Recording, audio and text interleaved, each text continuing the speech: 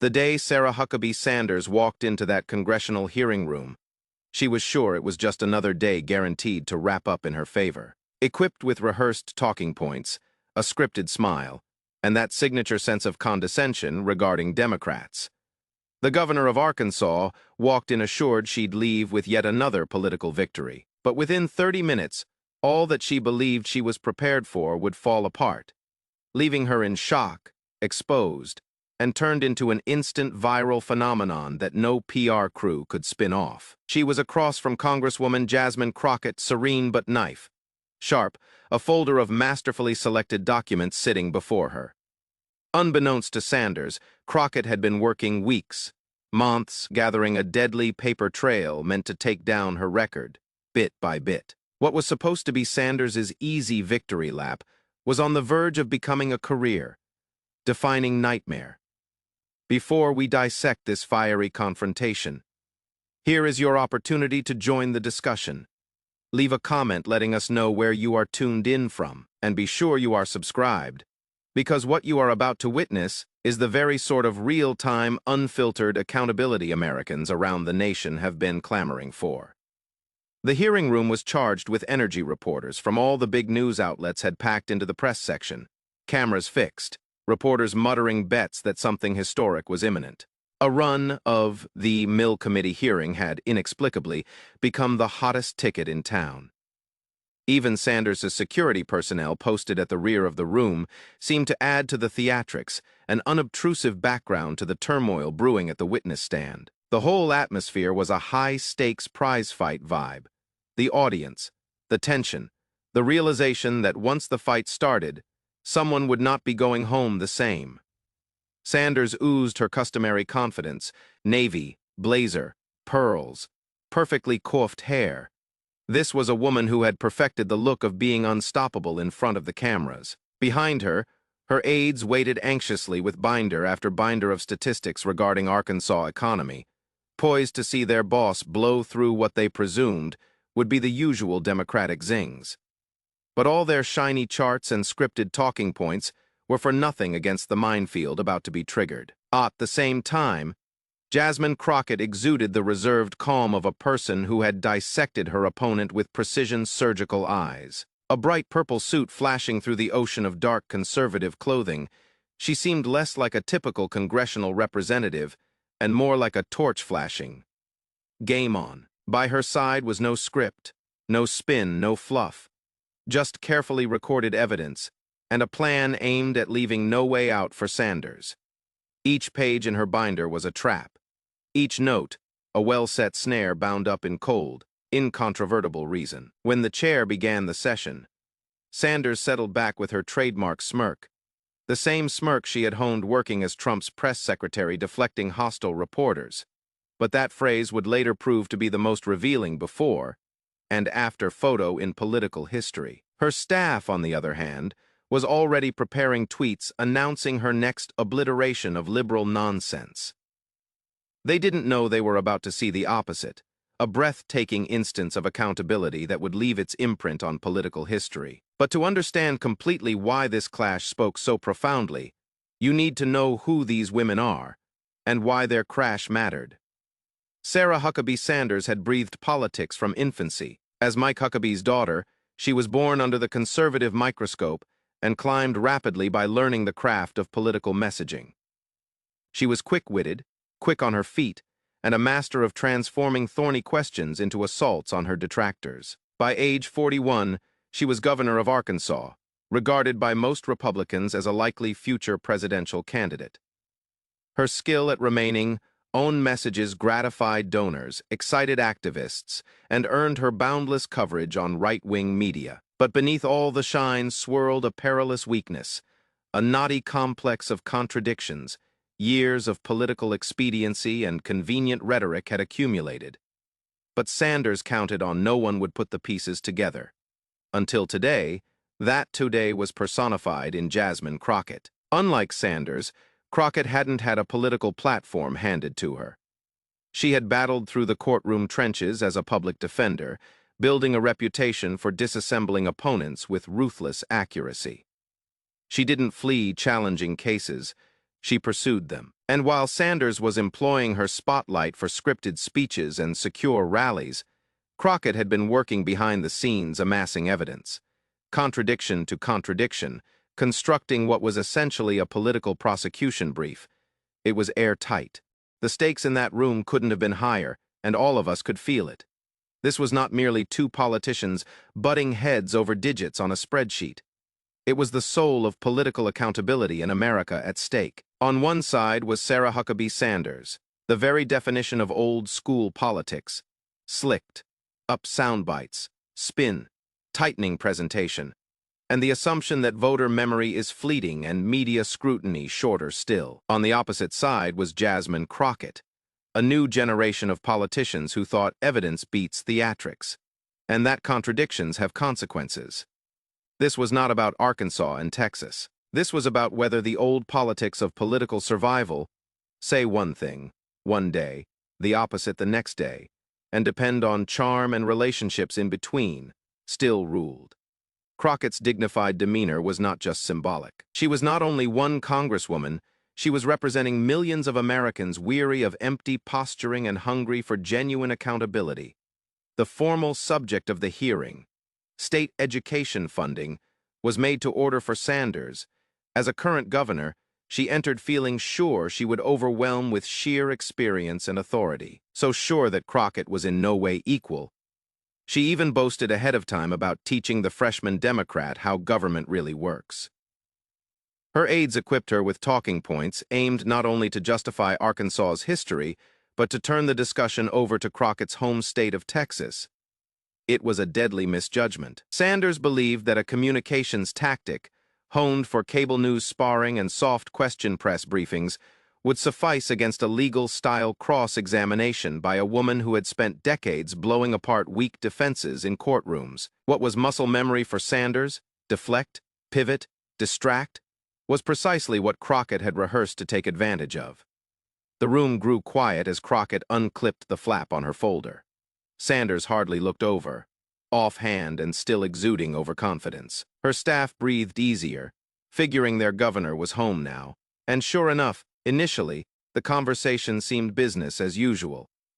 Crockett asked an uncomplicated question regarding falling test scores in spite of Sanders's alleged historic investments in Arkansas schools. Naturally enough, Sanders leaned in close to her microphone and began her go. To strategy, brush aside the criticism as partisan spin. Her loyalists nodded happily, reassured by the familiar script. But then, Crockett struck. Quietly, deliberately, she moved from abstraction to detail. She produced a piece of paper, and with scalpel, like accuracy, read aloud Sanders's own words in 2019, a declaration that any governor who reduces education spending is failing their children in the state. The room fell icy silent. Sanders's face wavered for the first time. She attempted to rebound with the familiar dodge regarding context. But Crockett was ready, having brought in the entire transcript, prepared to play the entire clip if need be. And just when Sanders attempted to retreat to opaque talking points about the difficult choices of governing, Crockett pushed back with the hard facts. Sanders's own budget proposal cutting education funding by double digits alongside tax breaks for corporations. The muttering in the room increased. Everyone knew this was no typical political exchange. This wasn't improvisation. It was a methodical taking apart of Sanders's credibility, line by line, contradiction by contradiction. What began as a strong performance by Sanders had suddenly become the first fissures of a breakdown. Those viewing at home and veterans present in the room both knew. They were not witnessing a debate. They were witnessing a scripted prosecution play out in front of them in real time. Sanders's formerly unflappable demeanor was in a tailspin. The governor, who so habitually dozed her foes with rehearsed bluster, was suddenly flailing for traction. Her normally serene staff was now rummaging through their talking points, like flailing firefighters feeling for a hose in a 5-alarm fire. But no talking point could douse what was transpiring here. When confronted, Sanders attempted to fight back with bluster. "Congresswoman, rather than playing gotcha with quotes from years ago, perhaps you should address solutions for American families." Her tone had the calm confidence of experience. but this time sounded empty. Crockett didn't so much as blink. Her voice remained icy, but her words sliced with steel. These aren't games, Governor. These are your words, your policies, your contradictions, and we're just getting started. The committee room coiled up tight, Sanders's tone hardened.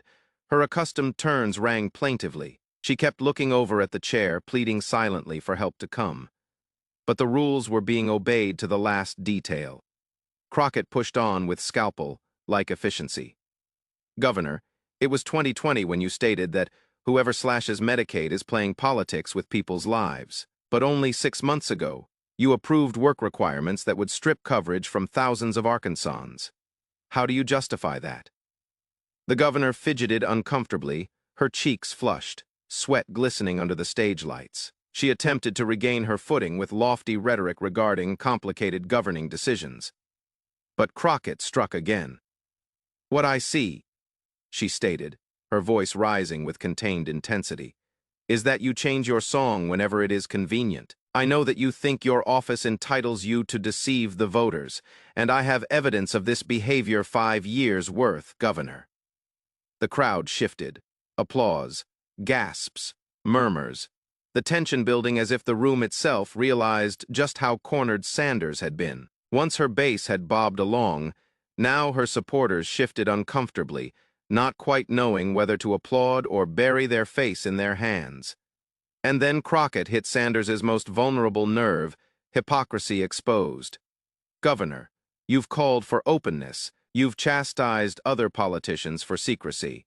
But your administration has been cited 17 times. 17, for breaking public records laws. How is that transparent?" Fury flickered on Sanders's face, but her answer was weak. "Congresswoman, perhaps you should put a halt to these political games and begin working on actual solutions for families." That's when Crockett unleashed the hammer blow. Her voice rose for the first time, slicing through Sanders's deflection. "The people who sent me to Congress sent me to do exactly this: hold lying politicians accountable, bring facts to the table, and refuse to let smooth talkers hide behind empty rhetoric. That's my job, and that's what I'm doing right now." The room exploded. Gasps, whispers, even spotty applause rang off the walls of the chamber. Cameras zoomed in, capturing every flinch, every desperate flutter across Sanders's face. The commanding governor once appeared cornered, because she was. But Crockett wasn't done. She had held the strongest explosive until the end. "Governor Sanders," she said, voice even but inflected with flames. 3 weeks ago, you told viewers that Americans who use government help do not possess personal responsibility. Federal programs breed dependency. Do you still hold that opinion? Sanders stiffened. She turned white. She knew exactly where this was headed. "Because," Crockett went on, pushing forward a pile of records, "your family farm has received $147,000 in federal subsidies in the past 3 years. Is that personal responsibility, Governor?" The room exploded. Gasps, scattered applause, stunned silence. Sanders's lips parted, but words would not emerge.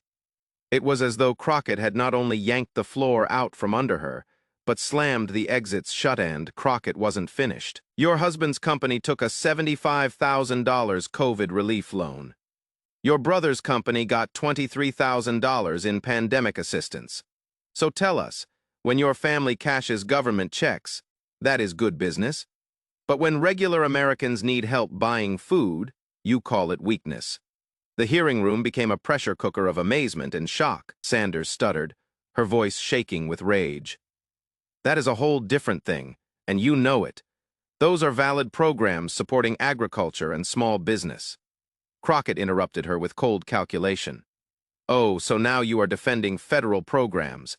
That is funny because you only last month mocked them as socialist handouts. Those were your very words.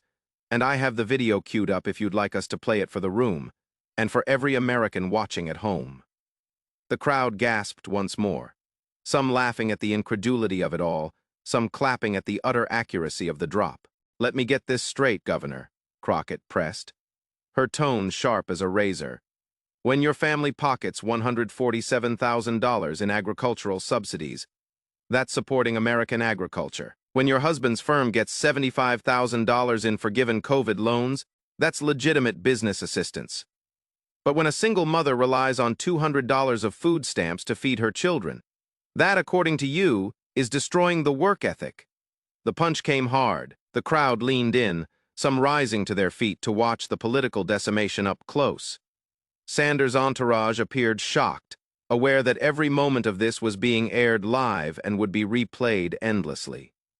Sanders flashed, her words laced with contempt. "Congresswoman Crockett, I don't have to sit here and be lectured by someone who has never managed anything larger than a law firm. You've never had to make the hard decisions of an executive." Crockett didn't even flinch. Her response was chillingly serene. "You are right, Governor. You don't have to sit here. You could walk out right now." That would demonstrate, to all viewers, that you can't cope with being held responsible for what you say and do. But you are accountable to the voters, the same ones who believed in you when you made them promises of transparency, honesty, and integrity. And they're currently watching you get caught as a hypocrite. On live national television, the term hung in the air like a clap of thunder. Hypocrite Sanders turned red, then white. For a second, it seemed as though she would storm out of the hearing in its entirety. Her hands shook as she grasped the table, her carefully crafted persona disintegrating before the millions. And then Crockett presented her coup de grace face, displaying a paper to the cameras. She drove the nail into the coffin.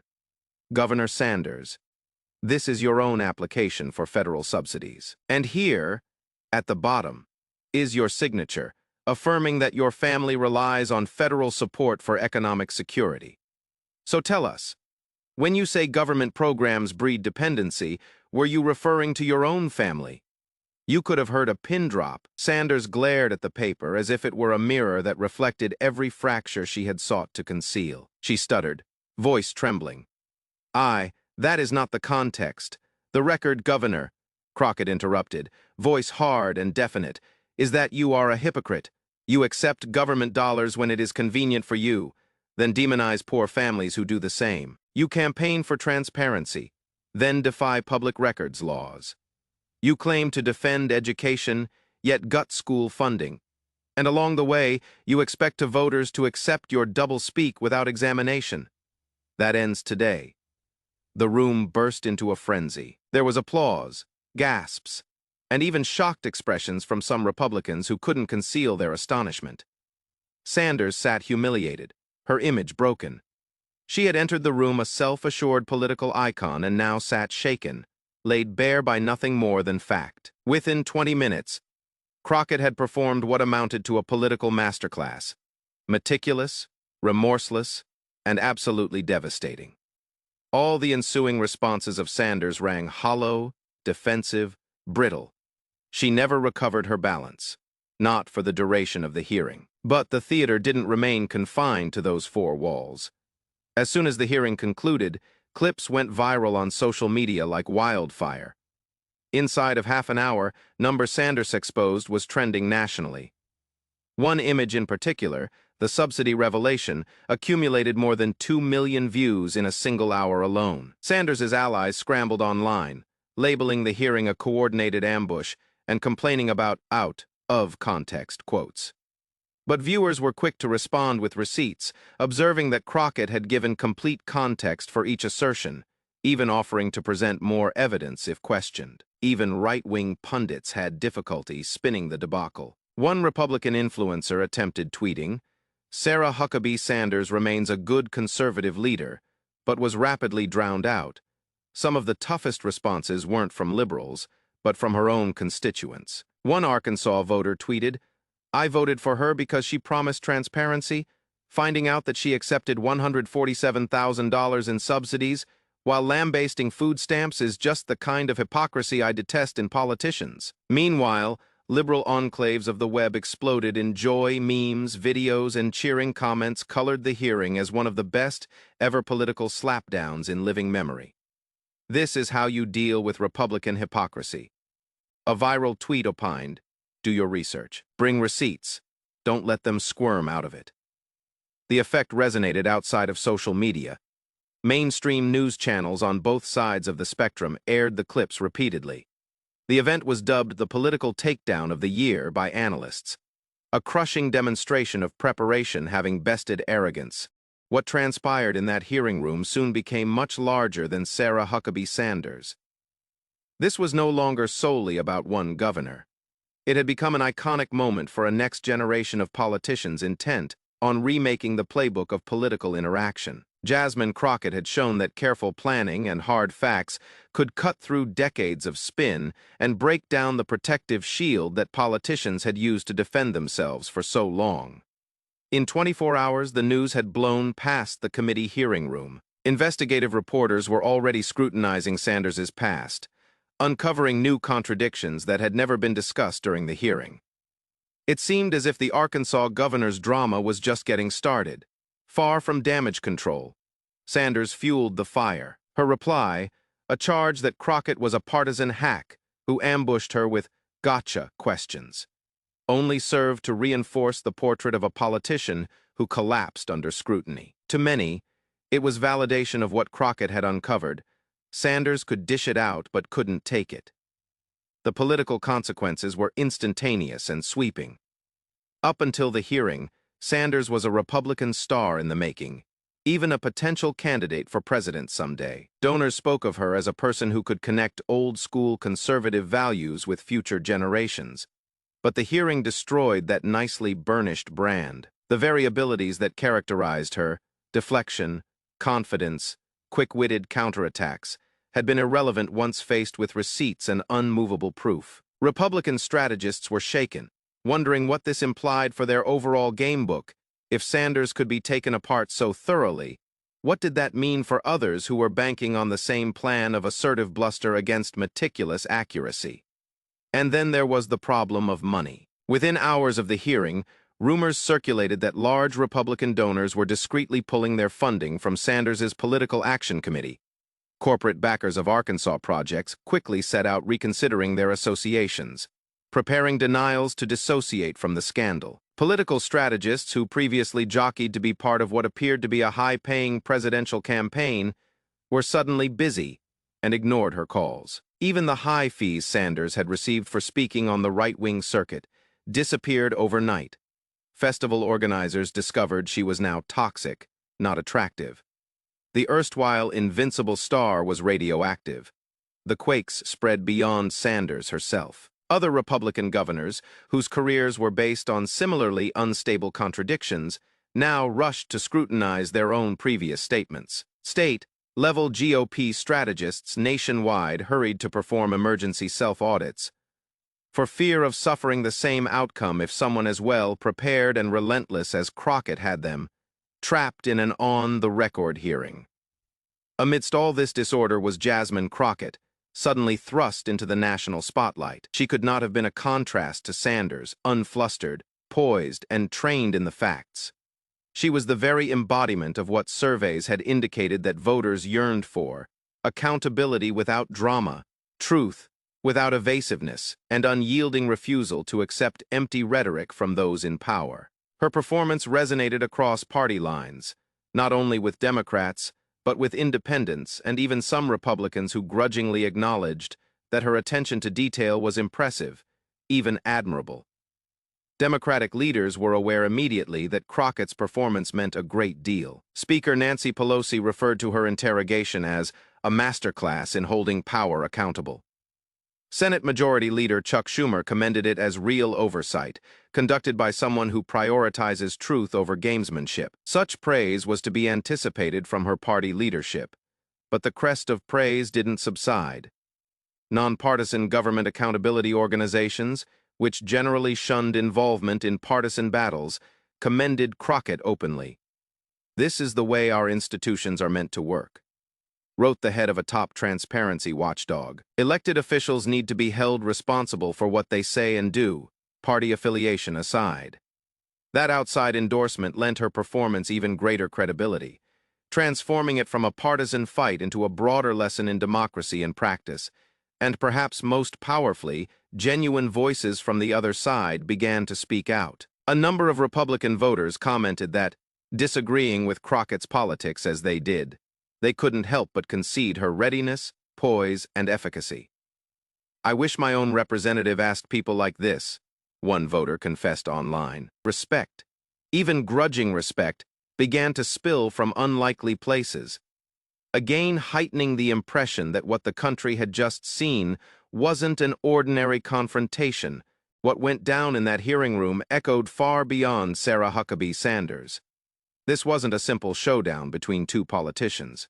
It was a pivot point in how accountability in American politics might be made. Jasmine Crockett embarrassed not just a governor, but showed a functional model for how oversight is supposed to work in a democracy. No spin, no sound bites, just evidence, preparation, and the truth policy. Analysts and watchdogs saw the importance right away. This wasn't more partisan theatrics. For once, a hearing had pierced the haze and compelled an honest, fact-based debate about education financing, government aid, and double standards politicians love to cloak themselves in. As the head of a major watchdog organization said, when leaders contradict themselves, they need to be confronted with facts. When they accept government funds while criticizing others who do so, that hypocrisy has to be revealed. Representative Crockett did precisely what our system is intended to permit. The long-term effects for Sanders were evident. That picture of her sitting silently, trapped by her own words and signature on a subsidy form, would remain indelibly etched on the public psyche for decades. For what had been once a polished Republican star, even a rumored presidential prospect, this was a crushing blow. For Crockett, though, the showdown propelled her into a new political stratosphere. Her quick legal mind, cool cross-examination, and refusal to be flustered earned her widespread acclaim. She was now the face of accountability, precisely the sort of politician progressive voters had been eager for. Aside from the individuals, the hearing brought out a generation change in strategy. Fighters such as Sanders, schooled in media bites and rapid turns, were running into newer leaders who had courtroom rigor and an eye for documented facts. Sanders's debacle shook Republican circles. Governors and party leaders went back to scrutinizing their own words in panic, dreading the possibility of suffering a similar kind of systematic taking apart if they ever found themselves opposite Crockett at the negotiating table. Media strategists reported an urgent jump in Republican candidates asking to be schooled on how to stand up to incisive questioning. But experts noted the obvious: no media training can protect you from well-documented hypocrisy. The confrontation soon spread to classrooms and lecture halls. Political science professors displayed the exchange as a model of oversight in action. Law schools incorporated it into classes on cross-examination strategies.